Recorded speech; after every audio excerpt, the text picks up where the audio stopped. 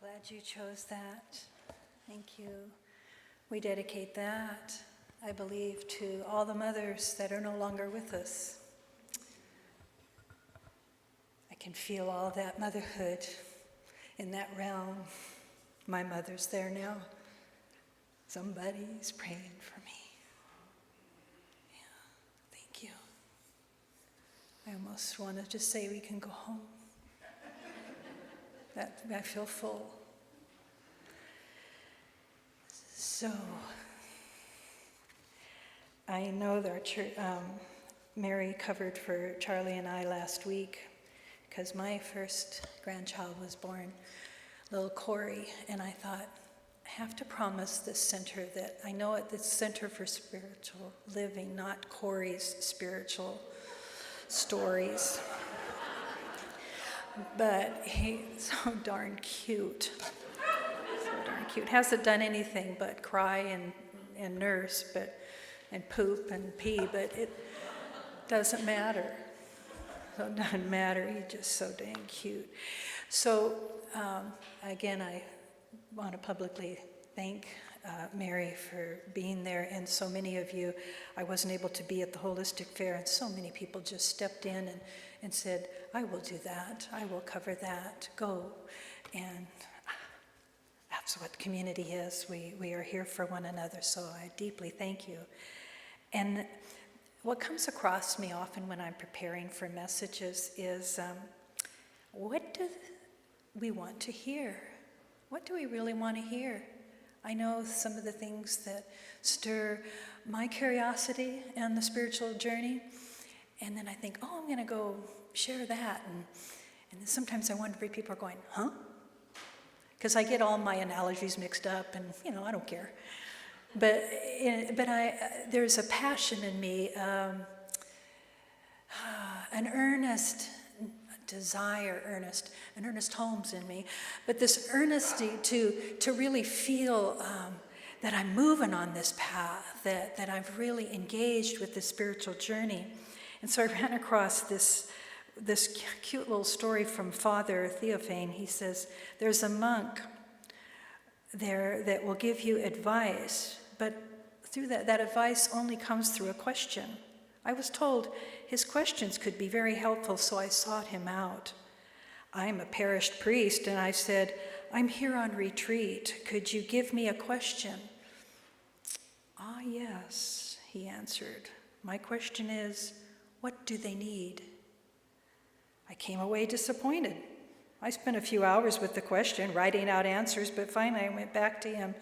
Excuse me, perhaps I didn't make myself clear. Your question has been helpful, but I wasn't so much interested in thinking about my apostolate during this retreat. Rather, I wanted to think seriously about my own spiritual life.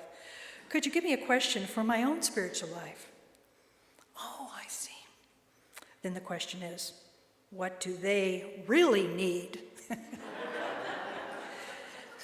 Oh, so I thought, okay, your journey home, what do you need? What do you need? So I begin with that story because this is a spiritual message that I invite you to entertain. What do you need? Really, what do you need? What are you doing? How are you doing? How are you doing? We often say that in passing. Hi, how are you? But here it's, how really are you doing? What question is before you? What struggle of the heart? What joy of the heart? What are you going through? And so we base our message on Tara Brach's beautiful work about the true refuge, and refuge back, where? To the self.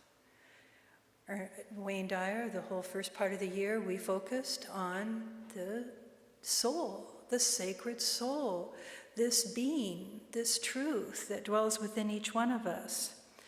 So what do you want from the spiritual messages each week, from your spiritual practices? What do you want? What are you yearning for?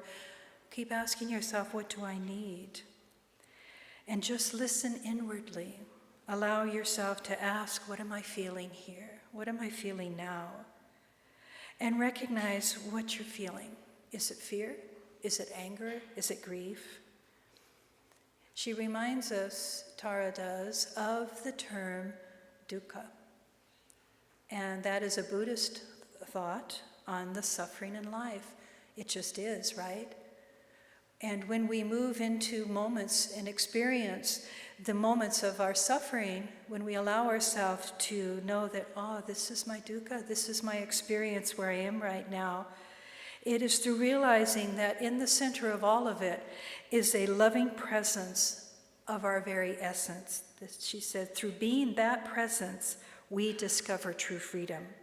In the face of inevitable loss, this timeless presence brings healing and peace to our own heart and to the hearts of others. Realizing no matter what's going on within you as you is a loving presence. It never leaves you. It always is. We can name it many things, the Christ center, the Atman, the Buddha nature, that which is, but it's there and it never leaves you. It's always present. So here's a story of Kuan Yin. And this is one of the aspects, one of the ways that we tap into this presence. Once upon a time in China, the emperor told his ministers that he wished to visit a temple to offer prayers to the Buddha. One of the ministers, who was particularly adept at flattery, said, "Your Majesty does not need to visit the temple." "Is that so?" The emperor was surprised at being contradicted. "Why not?" The minister bowed deeply. "The essence of the Buddha is the compassionate heart. Your Majesty is constantly worried about the common people out of pure compassion. Therefore, Your Majesty is already a living Buddha and does not need to visit the temple." "Interesting," said the emperor. "That reminds me of a story. Let me share it with you." And it goes like this. There was a devout Buddhist who had only one wish in life, and that was to see the Kuan Yin Bodhisattva. He traveled to many places, studied many sutras, looking for a way to find her. After years of effort, he finally succeeded. At a holy place, far from home, the Bodhisattva appeared before him in a blaze of heavenly glory. He fell to his knees in awe. Kuan Yin asked him, "Why have you come such a long way to look for me?" The man said, "O merciful Kuan Yin, I only wish to ask you a question." "Very well," Kuan Yin said, "go ahead and ask." "When I'm in trouble, I pray to you and I ask for your help." "So, do you also pray when you feel troubled?" "Yes," Kuan Yin replied. "Well, to whom do you pray?" "I pray to the Kuan Yin Bodhisattva." But you are the Kuan Yin Bodhisattva. Why do you pray to yourself?" "Because it's better to ask yourself for help than to ask someone else." And Kuan Yin said with a smile. Then she disappeared into a blaze of heavenly glory. "What I've learned from the story," said the emperor to his ministers, "is that the Buddha, the truth, the presence, lives in the heart. Where we go to the temple to pray, we are in fact praying to ourselves, asking ourselves for help. That is why I shall override your objections and proceed to the temple today." So, part of the journey of coming home is to be willing to pray to yourself, to allow yourself that moment of deep reverent listening, to see into yourself long enough that you have access to what is your source, what is your feelings, what is your truth, what is trying to express itself here, what is your dukkha, what is your joy. Realizing this, what is your cry for help? If I could invite you to just wander into the temple of your own heart and see what lies underneath, see what lies within. See what it is allowing you to witness. Is it fear? Is it unworthiness? Have you asked the question, how do I handle this? How do I handle what's before me now? This hurts my heart. What do I do? Where do I go? True refuge is when you allow yourself, when you allow your deep, true self to come home and deeply listen, to be still and to be silent long enough that the answers rise up. They bubble up in bubbles of clarity and truth. They come from the other. They come from the world around you, from those that you trust, that are witnessing what you're going through, and they may say, have you listened to this wisdom? And you might say, I can't hear it. I know it's there. But deep, deep inside, they reflect back to you the truth that it is already written in the walls of your own heart, from your spiritual practice, from your study. You've just forgotten for a moment. And so your true mentors, your true teachers will tell you, turn back to your own heart, turn back into your own prayers. And as you pray for refuge, this is where Tara Brach brings the wisdom of Father Keating, a Catholic. She says, his wisdom was always to then drop to your knees. I consent. I consent. Now that can make you pause. Wait, my trouble is still here and now I'm consenting to it? No, it's deeper. It's more pure than that. I consent opens the heart. And truth is revealed. It's relaxing the armoring, the spacesuit that Reverend Mary referred to that we develop through our egoic living. It relaxes all that when we say, I consent. We relax what we're armoring ourselves against, and we allow ourselves to meet the challenge now with an open heart, with the truth, with a trust, with an absolute knowing that there is a good unfolding here. It's not familiar to me, so I'm not comfortable with it. I'm not familiar. Wait, my comfort zone is gone. Wait. Get very still. Listen, what am I feeling? And watch it begin to strip away. I consent. That's true refuge. False refuge is when you allow yourself to fight it, to externalize it, to be angry with it in such a way that you never allow it truly in. You allow yourself to swim in the storms of restlessness. You allow yourself to remain agitated and whiny. You allow yourself to get too busy to even think about it. You allow yourself to have that drink. You allow yourself to go ahead and spend a lot of money. You allow yourself to eat and keep on eating. But it's still there. It's still there because you haven't allowed yourself to sit down long enough.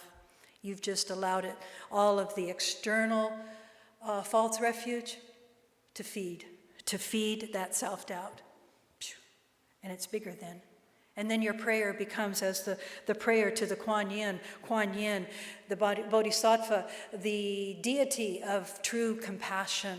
She represents that quality, that divine quality. It's inherent in your heart. It is there always. And when you cry for help and you say, I consent, you find yourself sitting still and choosing to have a sense of willingness now to belong to something greater and not be consumed by it, but to belong to it and to feel grace, And you will feel your wise teachers reflecting back to you, and then you start hearing, oh yes, the four agreements, oh yes. You are told by your greatest teachers to remember your practice, to remember why you've done that all the years, those simple moments of just sitting and being in the joy and in the hard times. But you go to your seat and you do your practice and you offer your prayer and you have your dialogue with the divine, and the divine speaks back. Tara says, the all is the heart's longing for a refuge that is vast enough to embrace our most profound experience of suffering. The all, everything. Our heart is longing for a refuge that it can embrace our most profound experience. As Lindy was laboring my daughter for that 24th, going into that 24th hour, and I reflected on a close friend that lost her child in birth, I thought, I can't do this. I don't want this fear to even come close to my heart. This baby's going to live. And I just remember feeling that sense of, I can't consent to that. I consent to God's energy, God's life, that first breath, and I long for this baby Corey to have that opportunity, to have that breath. I can't do what my friend did. And yet I knew I couldn't, but I knew this community would support me if I had to face that, and thank God I didn't. Thank God I got to hold and rock a baby boy that cries and stares and breathes and lives. True refuge. Coming home to the heart. What is your prayer? What are you crying for? What are you longing for? Come home to that loving presence, to that which is, that can hold it all and bathe you in its love, its pure love. That's coming home. So as I sit here and share with you, I invite you to visit those areas where you have been recently steered away from this greater truth, where your heart was breaking. Where was God? Feel it and then consent to go into the depth of your vulnerability. She advises this truth, and to allow yourself to be still. Let it come, let it go, without you trying to control it, without you having to do anything at all, but sit in the presence, which is a love that is greater than all experiences that we could ever have. Presence is the essence of the true refuge. I love the idea, and this comes from Mark Nepo, as he looks at this. In the first service, I talked about it as being the eye of the storm. In the very center of that storm, there is pure stillness, pure perfection. Nothing is harmed or touched by that. That is the presence. That's what we journey towards as the storms swirl us around. We are urged to go towards the center, to go to the one, to go feel that divine trust. However, this idea of entrusting yourself to the ocean, as Mark Nepo puts it, as many spiritual teachers put, the idea that God is the ocean. We are the wave. God is the ocean. We are the wave, and we ride the tide. And we allow ourselves to watch the coming and the going, and we're willing to sit with how things really are and let go of controlling the experience. We ride that wave. We are open. We are carried by the presence to what is. Even the clenched heart will soften. Think of this as I describe it, and it is in your own journey, those moments you've had a clenched heart and it was willing to yield itself to your prayer of compassion, to soften as you send your prayers to the self, and then a widening of circle opens you. Others are feeling you, others are calling you, others are reaching out, others are sending their prayers, and you are opening, and you are opening. And you're on the sea. You're on the sea of the divine. And that's the greater knowing, and that's the greater truth. And that penetrates all of your stress, all of your distress.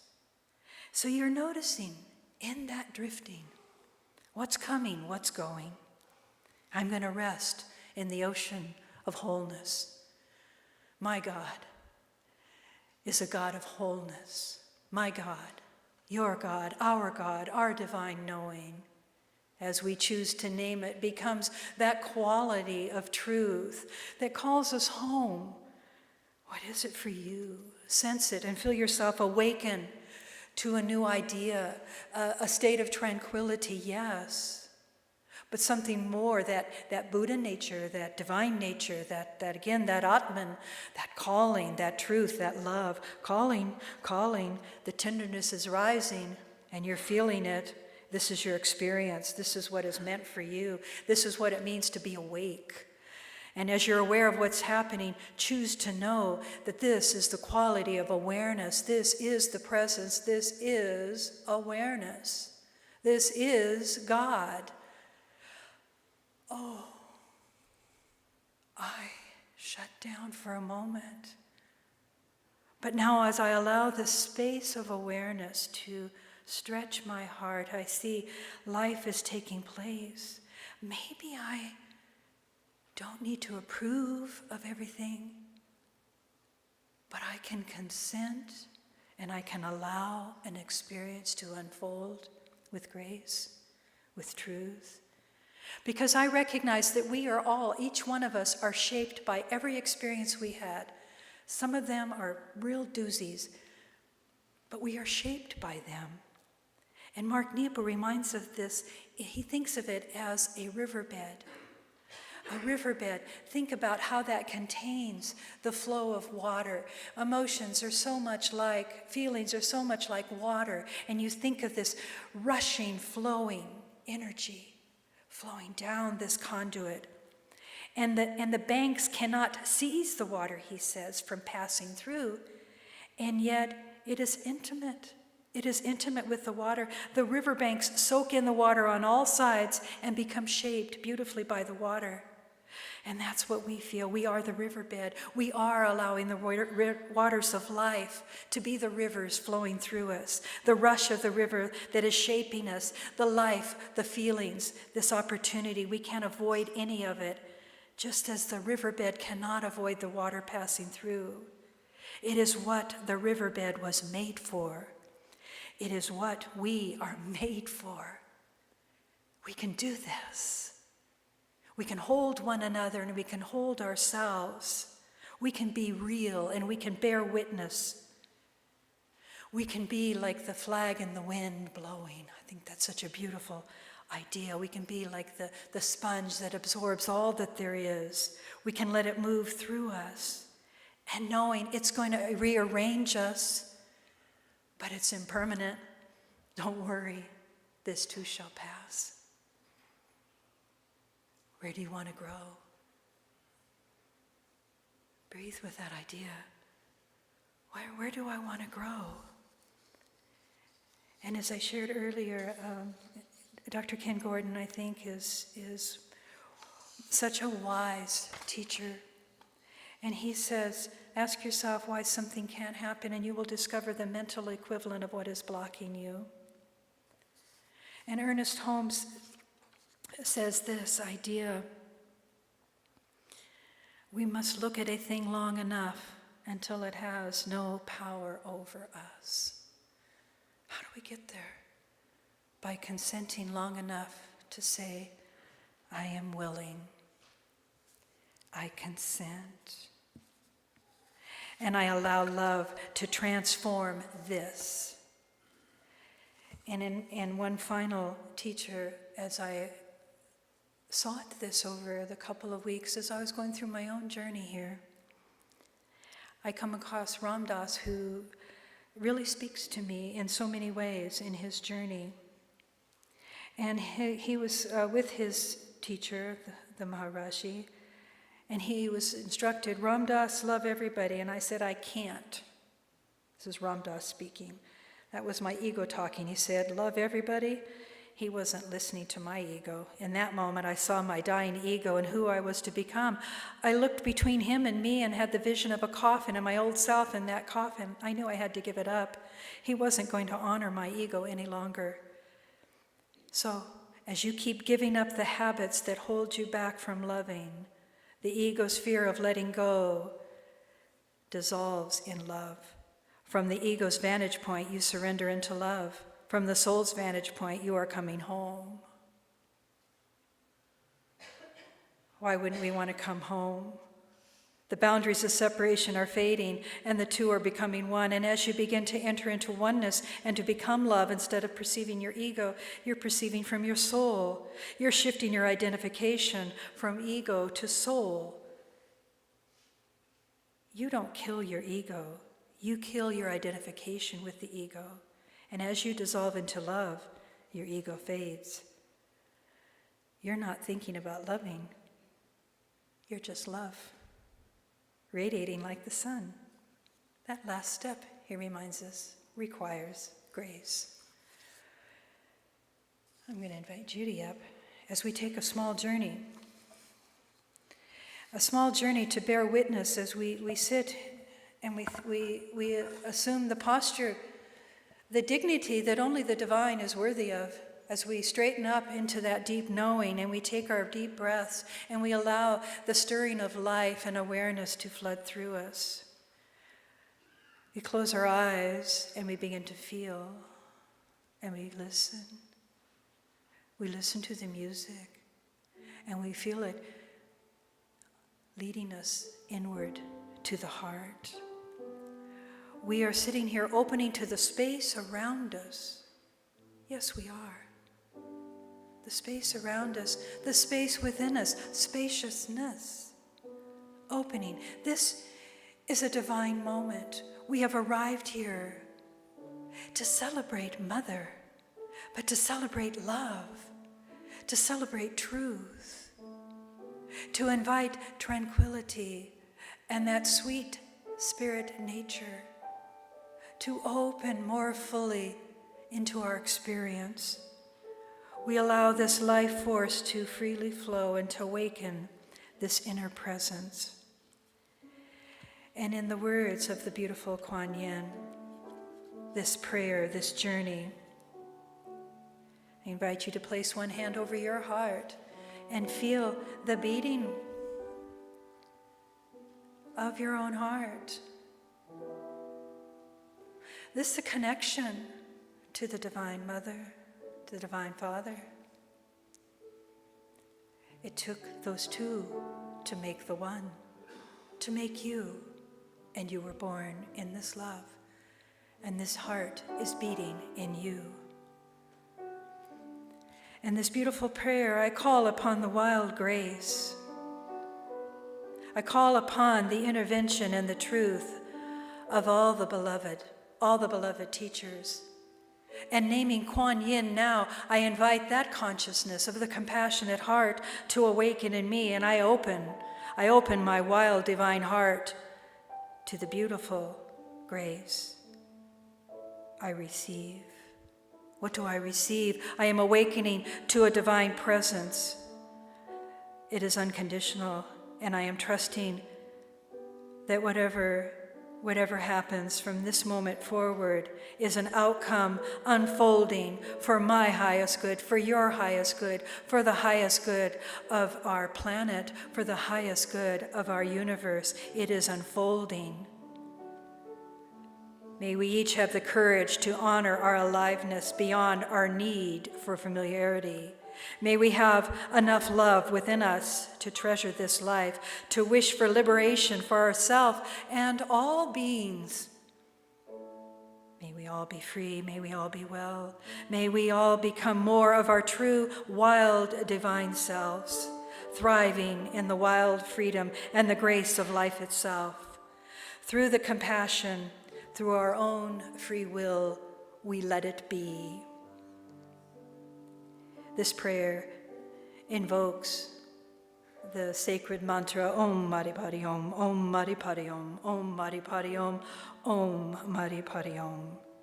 You have completed your healing process. You are love.